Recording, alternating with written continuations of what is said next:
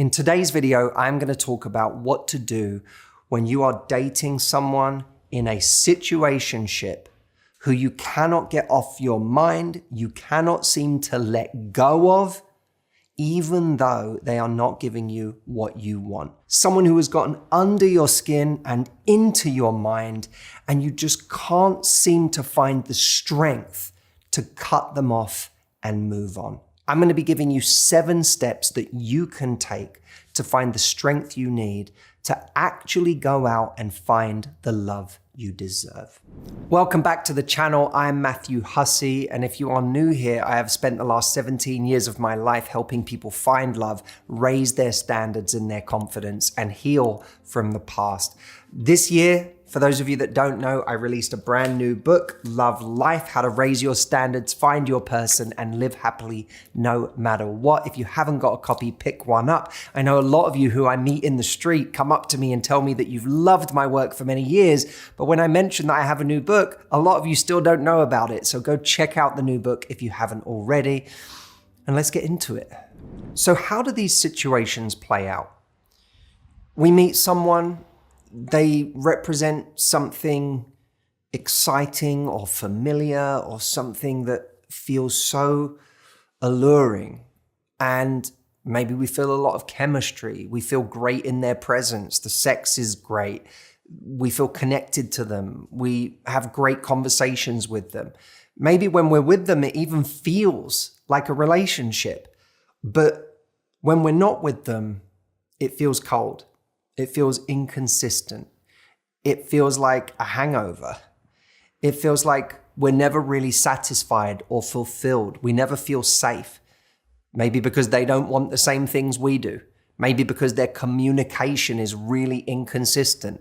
Maybe they want to keep seeing other people, but they don't want to let us go. So they keep reaching out to us anyway. Or we can't stop reaching out to them. We can find ourselves becoming kind of obsessed with this person, obsessed with the possibility of where it might go, of what it could be if this person was just willing to play full out in the way that you are. We feel like this is hurting us, and yet we can't part ways with it because it feels too good when it's good. When we're in a situation like this, there are such highs and such lows. But the one thing they have in common is that they become chronic. We get locked into this cycle of not being able to let the person go. And it's for this reason that situations like this should be viewed less through the lens of romance and much more through the lens of addiction. How? When we feel addicted to a person like this, can we begin the process of letting them go and doing what's actually good for ourselves? That is the focus of this video. Step 1, accept what you're really dealing with. What you're really dealing with is not a love story anymore. You're dealing with an addiction.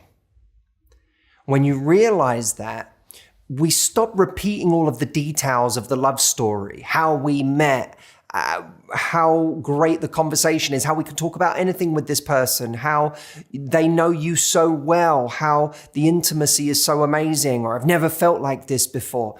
We can stop repeating all of the details that are part of the story and instead start to look at the whole thing a lot more clinically and go, this is no longer a love story. This is simply a person, me, being addicted to a situation that keeps hurting me. So now I know I'm not dealing with a love story, I'm dealing with an addiction. Let me treat the addiction. Once we've done that, once we've named it, we can start taking the challenge of beating that addiction seriously. That brings us on to step 2. Connect with the true cost and the true pain that this situation has caused you, is causing you, and will cause you in the future. What has it already cost you? How has it already hurt you?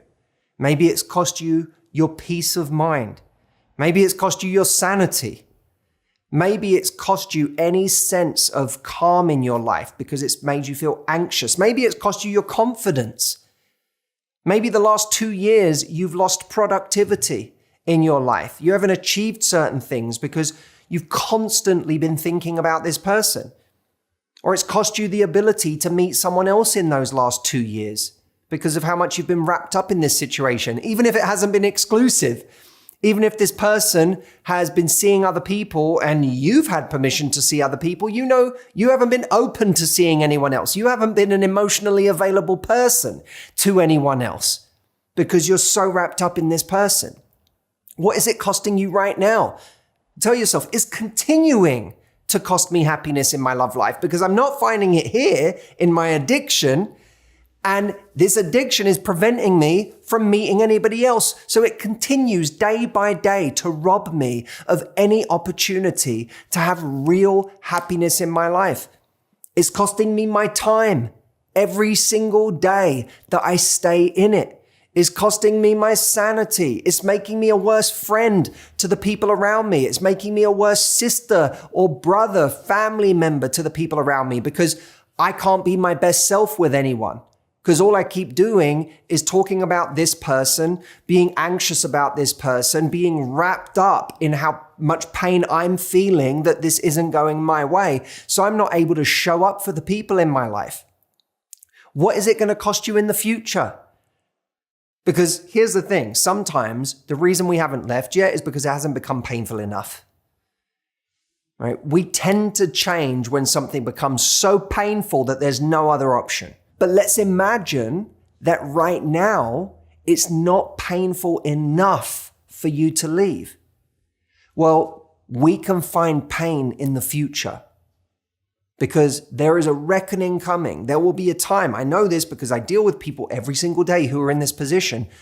There will be a time where all of a sudden you look back on the amount of time this person has cost you, and it will be a day of deep, deep regret and sorrow. There will be a time where you become so angry at what this person has done, of what they have robbed you of, that you'll wish you could take it all back. There'll be a time where this person shows you that after everything you've been through together, they can still just up and leave or decide to go with somebody else, that it all counts for nothing. There is a much greater cost coming. So don't just connect to the pain it's caused you or the cost of being in it right now. Connect to the cost of staying in this situation another year, another 5 years, another 10 years, another 20 years. And if you think that's far-fetched, I am here to tell you that this happens all the time. I have worked with people. I've been working with people for 17 years of my life now, many, many thousands of people all over the world. And it is incredibly common for people to be in these situations for decades, not years. And when you start talking about decades, you're talking about your life. Connect to the true cost of continuing this addiction. Step 3, connect with the fact that seeing this person never works. There is a phrase that is used in recovery, which is play the tape forward. And I want you to apply this phrase to your situationship with someone. Play the tape forward refers to that idea of if you're going to have that drink, then play the tape forward. Play it forward to the next drink and the next one and the end of the evening and how you feel at that point. And the next morning when you wake up and how you feel at that point, how you feel about yourself, how you feel in your mind, how you feel in your body, the anxiety you feel the next day, the shame you feel the next day, the damage you've done by the next day. Play the tape forward. Now you can do the same thing in this dynamic with someone. Okay, they just texted you. They just asked you what you're up to. It feels really good that they reached out. You feel excited that this person that you want more with is thinking about you, that they want to see you this weekend or tonight. Play the tape forward. What happens if you text back? What happens if you go and see them? What happens if you spend the next 2 days in this little love nest with them, getting close to them again, getting connected to them again, having sex with them again, feeling intimate, reopening the wound? What happens the day after you leave them? What happens when they now don't text you back? Or when you know you're not going to see them for another couple of weeks or a month? What happens when you realize that they're seeing other people in that time that they're not seeing you? Play the tape forward. Experience the hangover that you're going to feel after you've seen this person, after you've gotten reconnected. And remind yourself that every time you have played out that scenario, it has never worked. If you want just a little bit of meaningless fun in the moment, it might work for that. But if your goal is to feel happy, is to feel loved, is to feel safe in a relationship, it has never worked for any of those goals. Step 4, get the liquor out of the house. This is an acknowledgement of the fact that the greater our proximity to the thing we're trying to break free of, the less control we feel, especially in the early stages. And we want to set ourselves up to win. No matter how much logically we know this person is bad for us and this situation hurts us, there is an irrational part of us that doesn't run on logic, that just has the craving. I don't care. I just want to see this person. I just want to be with them. And we have to make sure that when that irrational part of us rears its head, there aren't things in easy reach that allow us to go and satisfy that craving that's going to leave us with the giant hangover, and if we play the tape forward, make us really unhappy all over again. So what does this look like? Well, it might mean removing reminders of this person from our space, from our house. It might mean muting them on social media so that we don't see their posts. We're not seeing what they're up to or being reminded of them in that way. It might mean not going to events where we know they are going to be there, because we know that's going to trigger us. We know that's going to make us want to go home with them. It might mean, if we're really brave, sending a message to this person and saying, please don't reach out to me again. This isn't working for me. I'm moving on. This is it for me. Or if you can't do that right now, it might just mean not texting them. It might mean going away for a while, getting space. Look, I want you to imagine that every time you get proximity to this person, it makes you feel weaker. And that is antithetical to our goal right now. What we want is to become stronger, is to become more powerful. And with that distance, we give ourselves the space to become strong again. And once we get stronger, that person won't be able to tempt us in the same way again. We'll be strong enough to resist anything that comes from them. But right now, we have to get strong by getting space. And that means getting the liquor out of our house and off of our phone. Step 5, anticipate the crash. Understand that when you get the liquor out of the house, when you stop texting this person, when you get space from them, you're now going to be sitting in a life without them. And it's not going to have the highs and the lows and the roller coaster that you've been on. And that might feel bland or boring or tasteless or even meaningless. And it's at those moments that your cravings, that part of you that just wants its fix with this person, will kick and scream and tell you a story about how you can't be without this person, about how you're giving up some incredibly special connection, about how you're being too ruthless, about how something amazing could happen if you just saw them one more time, about how you'll never meet anyone like this again, or you'll never find a feeling like this again. It will all start telling you a story, because its one goal is to get you to go back to that person and get the comfort that you so sorely want. Now, we have to sit in that discomfort and understand that this pain, these cravings, although they're in the foreground now, they are actually transient. If we can sit with them, they will dissolve. And yes, they will come in waves. It's not like they'll dissolve once and then never come back again. But with every wave that we sit in and allow to pass, we realize that it's possible for these waves to pass. And gradually, we start to need that thing less. We get distance not just from the person, but from the feeling that person provided. And the pain, the craving, stops being the foreground, stops being the headline, and it starts being the background. Anyone who's ever been through this knows that it doesn't necessarily go away altogether in the medium term.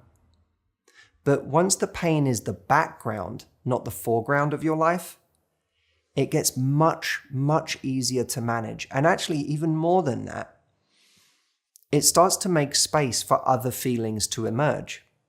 A feeling of connection to our friends that might deepen with this extra bandwidth and space. A feeling of expansion in our community if we start actually meeting new people with this new energy and these reserves we have. You might even surprise yourself to find that you actually start to get excited at the prospect of meeting someone new. An excitement you couldn't have felt without the space you have created from this addiction. Or just a new kind of addiction that we feel to the calm that we're starting to feel, because this chaotic presence or this person who makes us feel anxious or unworthy is no longer in our life. So we start to feel calmer, more centered. We start to feel a bit better. And now that the pain is in the background and these new feelings start to take over in the foreground, we can start getting addicted to these new feelings. And by the way, when you are in those early stages of your mind kicking and screaming that you need this person, it can help to have the same thing that many people have in recovery, which is a sponsor. Someone you can call and say, I feel like I'm reaching for this person right now. I'm about to text them. I need you to talk to me because I'm having the worst night. I feel so depressed. I feel so lonely. I feel so anxious. I feel like I need them. I feel like I need to text them. That person can be the loving, compassionate, and objective presence that you need in that moment. Find yourself a friend who will tell you if you're about to call or text them, call or text me instead. And if you don't have someone like that in your life, I have a tool that can help you. It is called MATHEW AI, and a lot of people are using MATHEW AI specifically for this right now to help emotionally support them through exactly this kind of situation. I'll leave a link at the bottom for anyone who hasn't tried it yet. You don't have to sign up right away. If you just want to try it for free and see how it can make you feel, check it out. It is super powerful and it's helping a lot of people right now in this situation. Step number 6, develop a new identity for yourself. Identity is one of the most powerful forces in human beings. When we have an identity for ourselves, we feel the need to live in accordance with that identity. Now, the old identity might have been, I'm so in love with this person and I have this amazing story with this person and, this person is my soulmate. And that identity is part of what draws you back to them. But if you develop a new identity, one that is in conflict with the idea of continuing to go back to this person, that identity will be the stronger force. Your new identity might be, I am a person who respects themselves, or I am a person who is brave. I am a person who takes care of themselves. And someone like that would never keep going back to someone who disrespects them, or who isn't prepared to really show up for them, or who makes them an option while they continue to sleep with other people. That goes against my identity for myself. I think of Rich Roll, who talks very openly about his alcoholism and his journey to sobriety. And a huge part of that journey is that he became someone who ran marathons and ultramans and did these incredible feats of physical stamina. And all of those things became a huge part of his new identity, an identity that was massively in conflict with his old life as an alcoholic. To go back to that life would be in conflict with this entire new identity that he had created for himself. And that can be true for you too. What kind of person do you want to be going forward? What will be the new and empowering identity that you have for yourself? And that brings us on to step 7, which is you have to put evidence behind that identity. You have to give that identity substance by making decisions that are in accordance with that identity. Every time someone sends you a message and you say, I'm not responding to that because I am the person who respects themselves, or I am the person who doesn't settle for less than the thing they really want. I am the person who has really high standards for the people they let into their life. I am the person who cultivates a really beautiful circle of human beings who care about each other, who are there for each other. I am someone who values reciprocity. I am someone who has people's backs, but I give that to people who have my back. If that's your identity, and you get a text from someone who's never really had your back, who's never been reliable, who won't commit to you, when you get that text, you say, I'm not going to give this person the time of day. I'm the person who invests in people who invest in me. And when you don't text back, you put weight behind that identity. You show that you mean it. I had a woman join me on my retreat who would go on dates and she would sleep with guys very quickly when she met them on a date. And she would, go on a first date and she would feel excited about someone and she'd go home with them. But then she would say the next day, I didn't feel good about myself. I didn't enjoy the feeling that I had afterwards. It would erode my confidence each time and it would make me feel anxious. And she said, one day I went on a date with a really hot guy and I felt like he was kind of out of my league. And that made it even more difficult because I was excited to be with this person. And at the end of the day, he wanted to go home with me. But I had already made a rule for myself that I am not going home with this person tonight. No matter what, no matter how I feel, no matter how excited or turned on I feel, I am not going home with this person. And so she told him that. When it got to that part of the date, she told him that she had to go home. And the next day, she said, far from regretting that decision, I actually felt really, really good about myself. I felt more confident. I felt empowered. And I felt even more empowered because of how tempting this person was. That they were someone that was especially hard to say no to. And I said no. When she declined his offer that night, she put weight behind her new identity. She reinforced the person she now was. It's like you're saying there was a before when I just allowed these things to happen, and there's an after where I stand up for myself. And every time you do stand up for yourself, you're reinforcing that new identity you have as a person who does that. None of this is easy. What we're talking about here in this video is big stuff, but the stakes are high because it's our happiness that we're ultimately talking about. We are waging a war against our addiction, which is something that has been making us chronically unhappy, and we deserve to be happy. Everything that I'm talking about in this video is possible. And day by day, it will get easier, the pain will get less, and you will create the space for new and wonderful things to happen in your love life. That will eventually make this situation you're addicted to look like a joke compared to the real thing. If, by the way, you're out there dating right now and you want real progression with someone, not getting stuck in this stasis that never goes anywhere, I have a program called the Momentum Texts, which is about the price of a latte these days, which will show you 67 messages that you can send in the course of dating to both move things forward and to assess whether someone else is willing to move things forward.